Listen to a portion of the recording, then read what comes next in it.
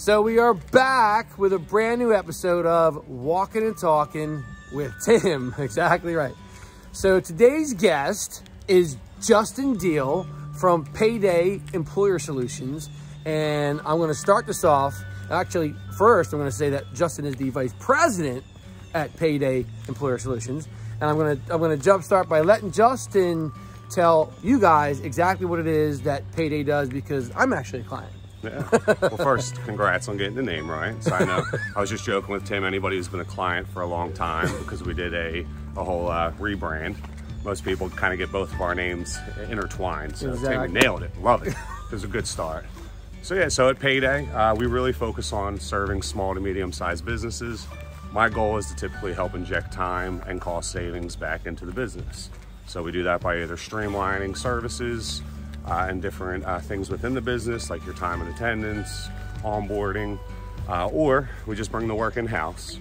That way you can focus on the other million things as an entrepreneur that you have to do every day. So we really dedicate our team to hand-holding, picking up the phone, having conversations with people, and not just doing emails, texts, actually, communicating with folks. I know it's crazy, but we really like to pick up the phone, talk to you, answer questions, and really just be a partner, not just a vendor. Love that. So, and you are a family business. We are. So how'd you get wrapped up in the family business? So like many things in life, I kind of just fell into this. And in retrospect, it was by far one of the best things I could have fallen into. I had a crazy dream of trying to make it to the NFL and pursuing football. Sure, we'll jump into that. Yes, but we will. That crashed and burned pretty quickly. And kind of as I was picking up the pieces of my life, I was literally just sitting at the kitchen table, eating a bowl of cereal. And my partners, Rich and Renee. Renee is my mother. Right. They were talking about, hey, we're getting ready to leave one of the big guys who they were working for at the time. And we're going to do this ourselves. And we think you would be great. You're a people person. You understand technology. You should do this. And again, in my mind, I still think I'm going to the NFL. So I'm like, payroll, not a very sexy offer, guys. I really appreciate that. But this doesn't really sound like my cup of tea. Yeah. So Rich, who's always been one of the more real people in my life, is like, look, kid, you're 23. The window is like that far from being closed on you going to the NFL. You should at least come up to Vermont, check out the software, and then make up your decision after that. So I did go, learn the system, and as somebody who didn't even know what a gross to net was at that time, I was like, wow, this is actually pretty easy to use. I could teach people how to use this. Yeah, and it's important. It's very, and that was the big thing as I kind of you bring a lot of put value. Time into it. It's a necessity, right? It's not a want. It's something that people need. Absolutely. People don't understand. And it started to really help me find my purpose, which was helping people. Well, there you go. So let's hit the rewind button. Let's go back and talk about family. So this whole thing's going to revolve around family. Mm-hmm. And you said that, mom and dad, high school sweethearts. I know your mom. Shout out to Renee. Love her. As you became, well, actually I should say this. Your family, you said, is all from like that Triton and now Township area. Yeah. And that's where everybody grew up, right? That's where everybody's from. And you pretty much have all stayed here, which is really cool, actually, I think. Yeah. And you have a close-knit family. You guys are all pretty tight, right? Mm-hmm.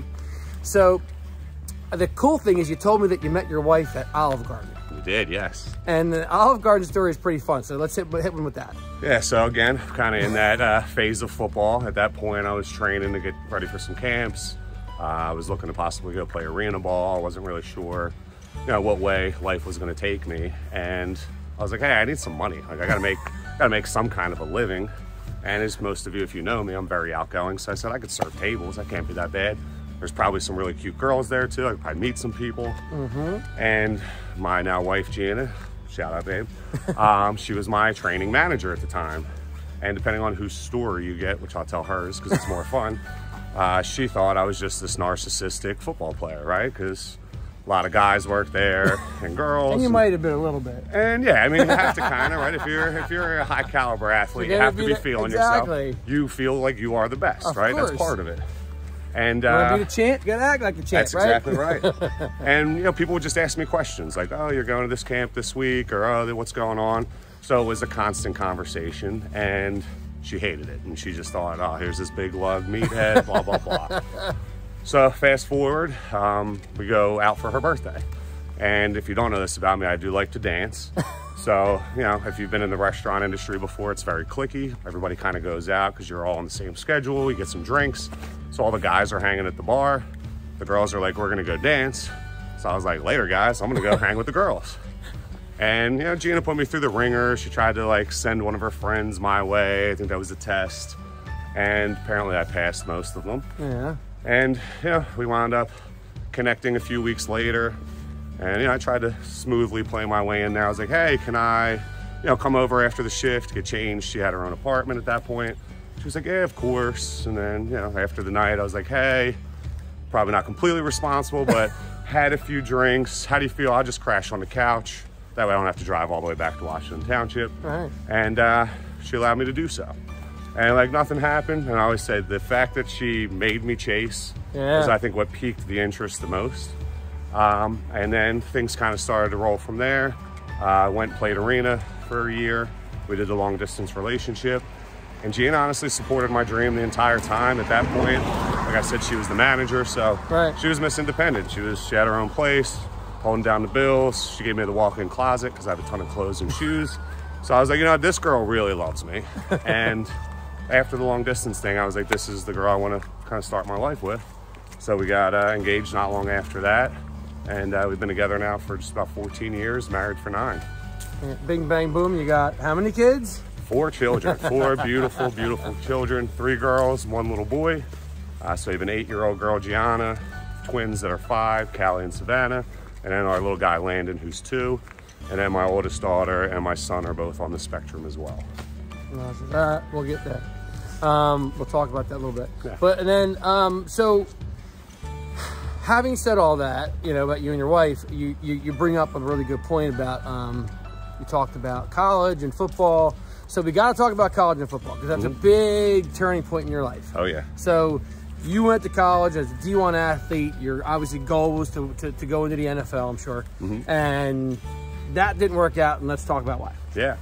So this was, you know, Mike Tyson says everybody has a plan until they get punched in the face. And this was me getting punched in the face for the first time in my life. So to quickly backtrack a little bit, I was always a gifted athlete. If you can't tell by standing next to Tim, I'm 6'4". He's one of the only guys that's taller than me. I was about 305 in my playing days, got up to about 315. And through, you know, Pop Warner, high school, I was just naturally bigger, stronger, and faster than a lot of folks. So I gained attention through that. And things just kind of came easily to me. School, never really put a ton of effort into it. But high school was like a memorization thing. I had a pretty good memory, so I did well, you know, A's and B's, did well on my SATs. And then something about college came in the application of the learning process. And I realized that I had wasted so much of my life doing the bare minimum. Right. And it really didn't serve me to properly be prepared for college. So get to college, I think I'm this big shot.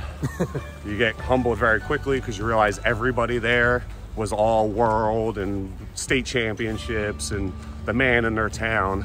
And you realize just kind of how small and insignificant you really are. And I just wasn't getting it done in the classroom. So part of my, my scholarship. The criminal justice course is big. Well, we'll get to that. That's next. So, yeah, I wound up, you had to maintain, I think it was like a 2.8. We had a little higher standard than the typical NCAA contract. And I fell below that, so I was academically suspended, which brings us now to Long Island. So the summer after my freshman year, my coach calls me and he goes, hey, you got to take some summer classes. You don't have enough credits. You're not going to be eligible to play this upcoming year. So I go, I live with some of the basketball guys that I knew. I take 1 class at Wagner, get the grade I need. I think I'm golden, go back, I enjoy my summer. I get a call 2 weeks before I'm supposed to report back from camp. And my coach says, hey, you were supposed to take 2 classes. You only took 1. So you're still short on credits. So they find at Nassau Community College a class that I can take during double sessions and during summer camp. So 5 days a week, I woke up at 5 a.m., drove from Staten Island to Long Island, went to this class. And the big thing that didn't serve me in college, I found, is I'm very interactive. I need to have conversations. Yes. I can't be spoken at, I need to be spoken to. And those lectures and the long things that didn't really hold my interest, just, they didn't keep my attention, and I would turn into a narcoleptic. I would literally just fall asleep right in the middle of class. I'd get warmer and warmer and more comfortable. So I was asleep.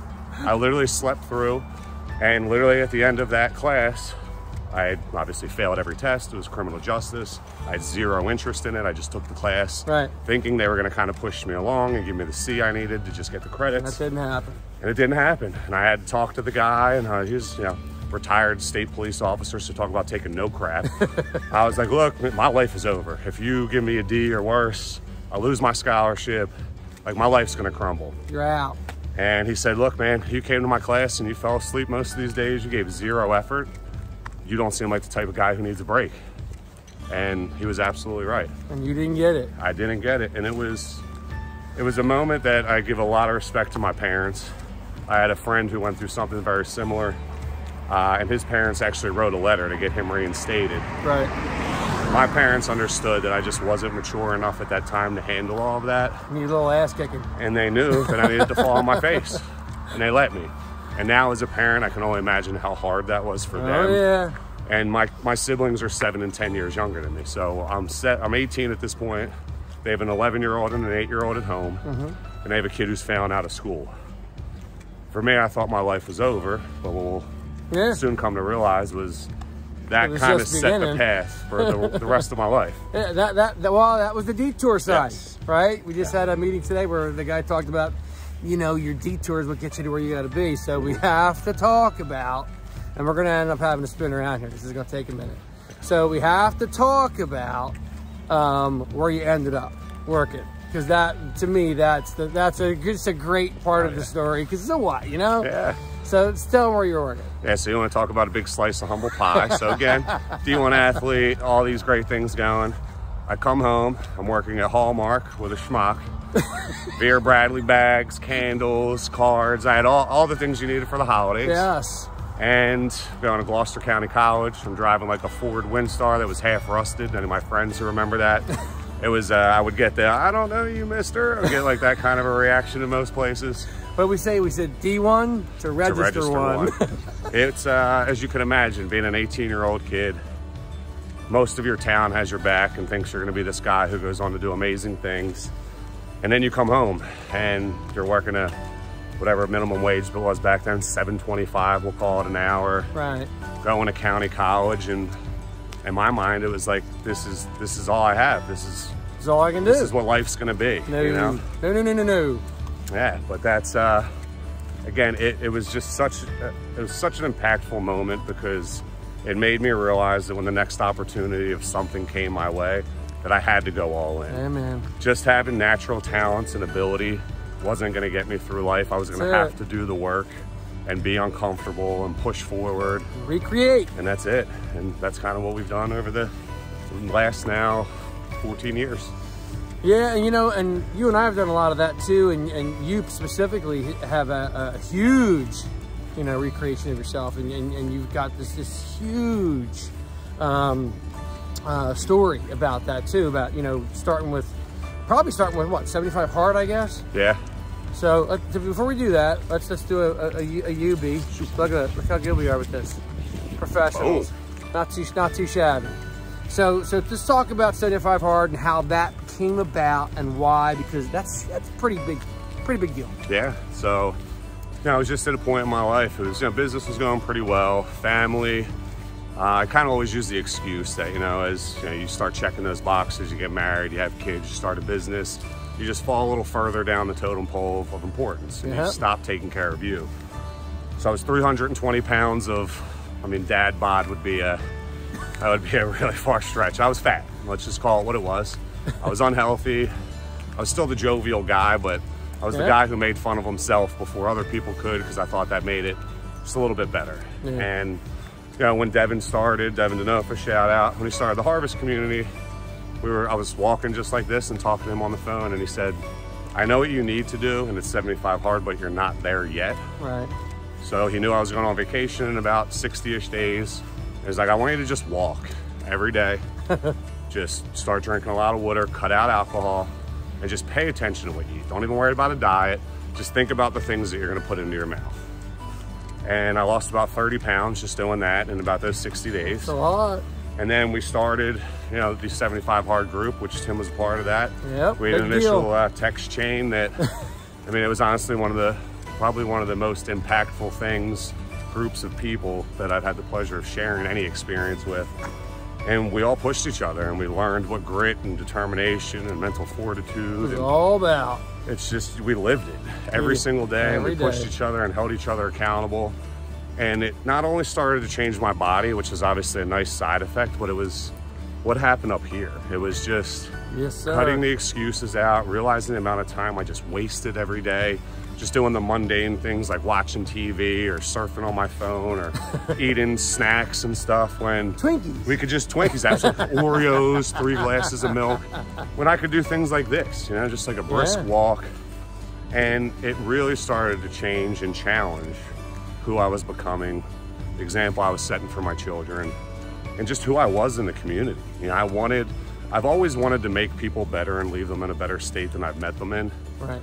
And part of my personality did that, but I always knew when I was heavy that that's people's first perception of you. How much weight did you lose? 80 pounds. Not that it matters that much, but it's important to note that it was a lot. Yeah, so it was 80 pounds in about, I guess overall that was half a year, and about 160, 170 days. Right.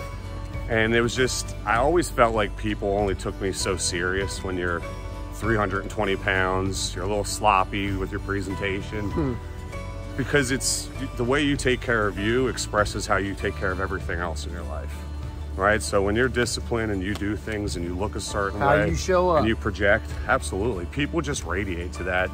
And Tim and I have talked about it a million times now. Now you have people that just, they reach out because they feel your energy and they feel the authenticity and they feel just that want for greatness. That's right. And it's contagious. The drive, the grit. Absolutely.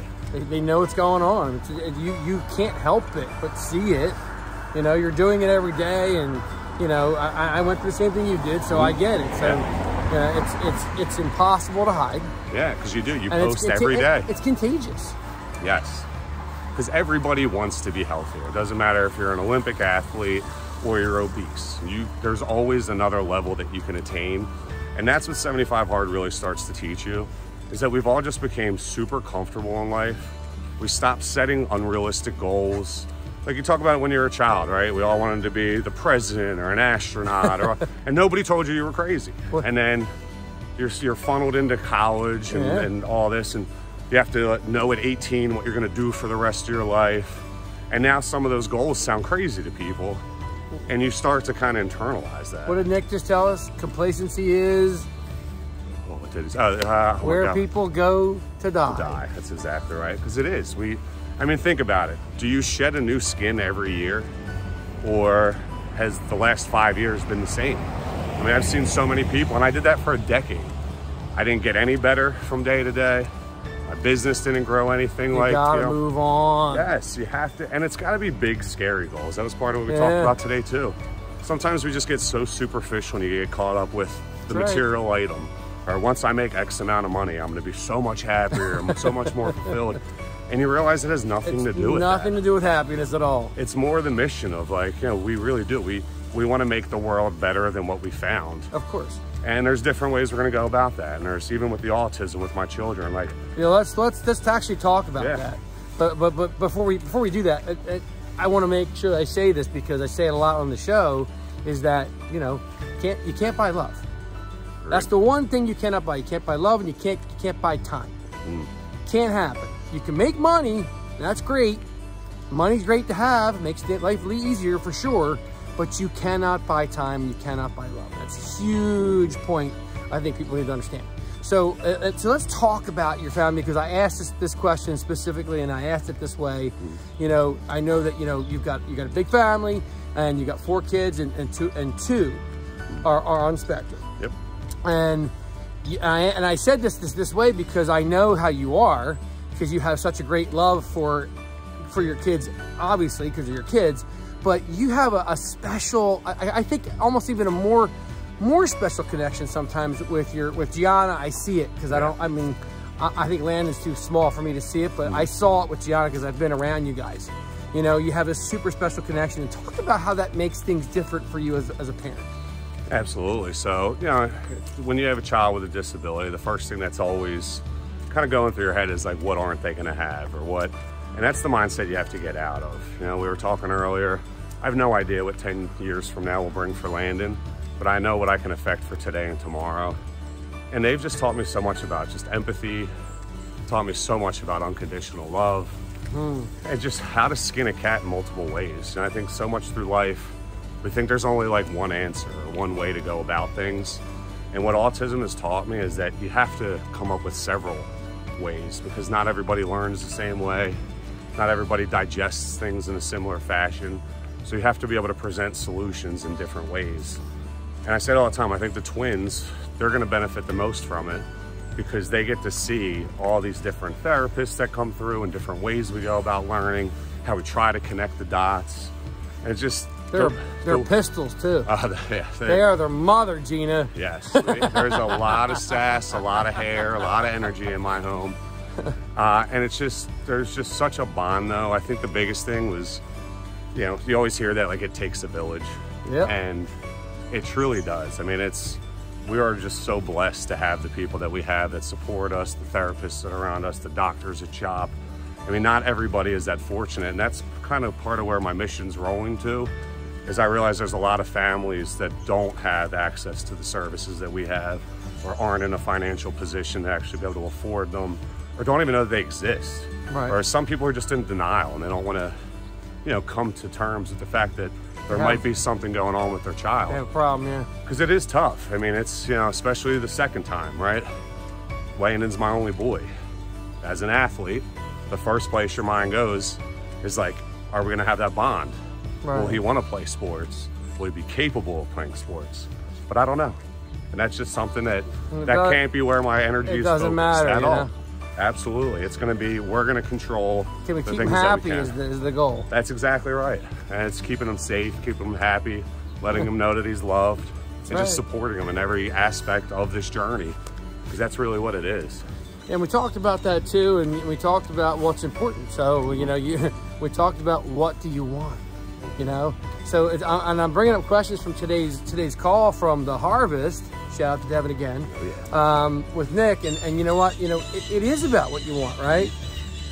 And we don't want those birds to attack us. So, but it's about things like, you know, I think when we were walking around, we were talking about the fact that it's really, it kind of hones in on what happens, right? Mm-hmm.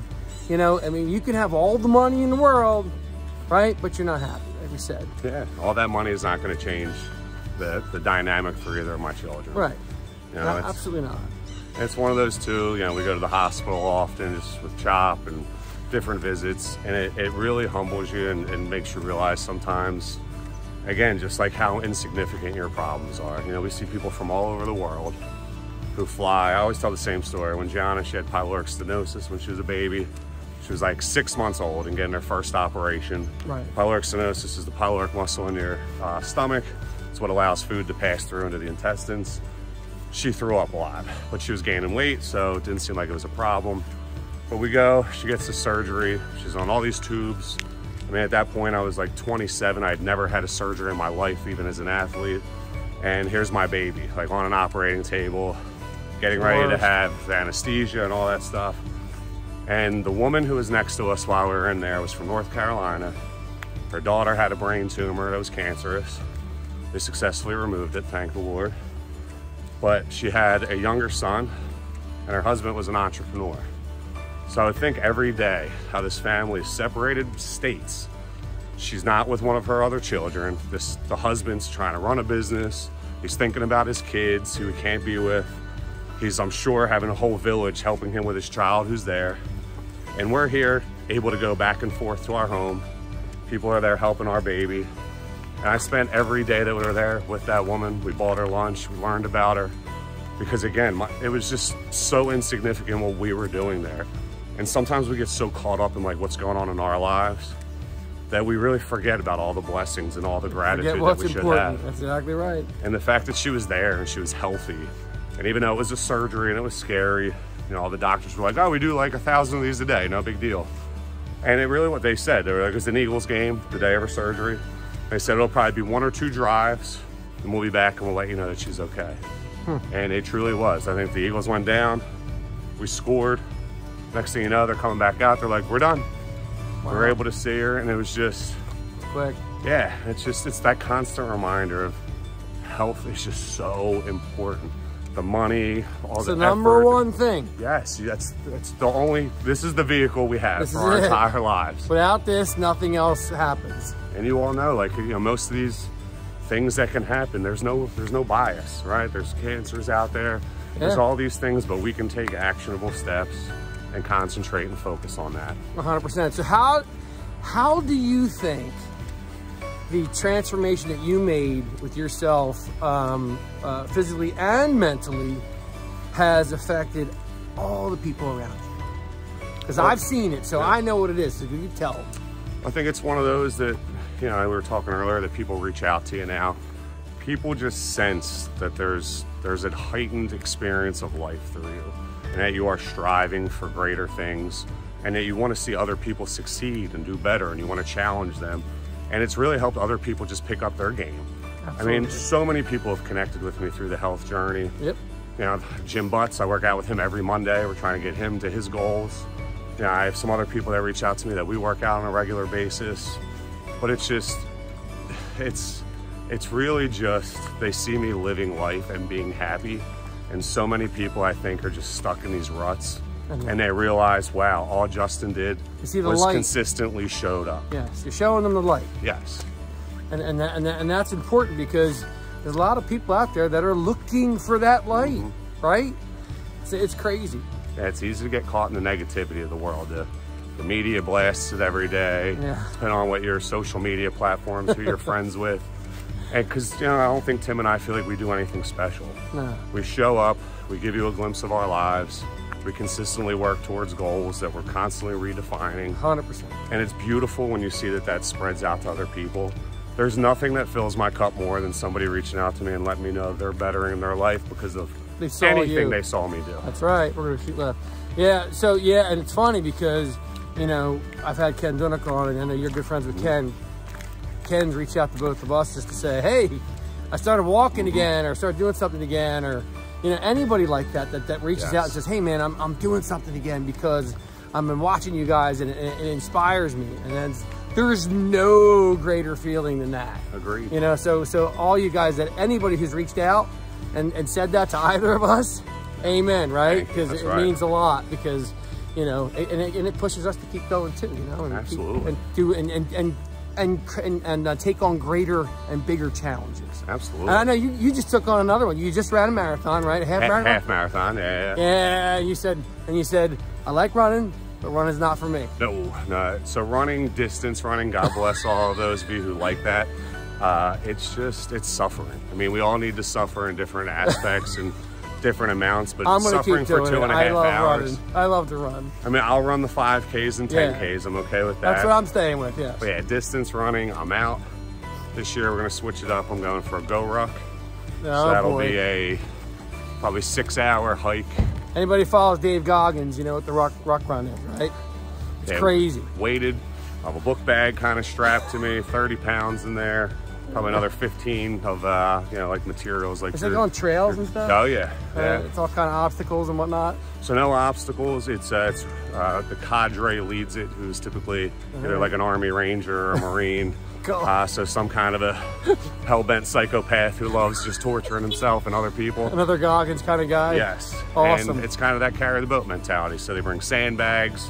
They range from 40 to 120 pounds, an American flag, and some other things. And they run you through PT. You do a lot of ranger shuffling. And as a group, you guys have to move all the stuff. So everybody has to kind of invest or sacrifice. I'm looking forward to watching you do this. Yeah, it'll be I might get a GoPro for that one. That might be one where everybody wants to see the sped up version. I would think so. My God. So what else you got to add? Whoa, I got one for you. Yeah. Favorite artist? Favorite artist for music or just? Favorite artist? I like Salvador Dali. If we're talking about that kind of art. I think like conceptually, a lot of his paintings are very interesting. I love like the melting, or I wouldn't even say, kind of like that mushroom kind of brain, kind of just that different part of reality that he brings out in a lot of his stuff. How about music? Music, I'm a big hip hop guy. I know. So Jay-Z's kind of always been, I mean, Hove, he's one of the goats of the industry. Always listening to his music, it's always a good pickup. But from running, I've found a lot of the EDM stuff to be very helpful because I need something that's a little more like high energy as my brain's telling me, oh my God, we're dying, to be like, no, we're good. Let's just keep up with the club beats. To me, it's Guns N' Roses, Welcome to the Jungle, things like that. What about your favorite place to vacation? Oh, I love to travel. I know you do. So,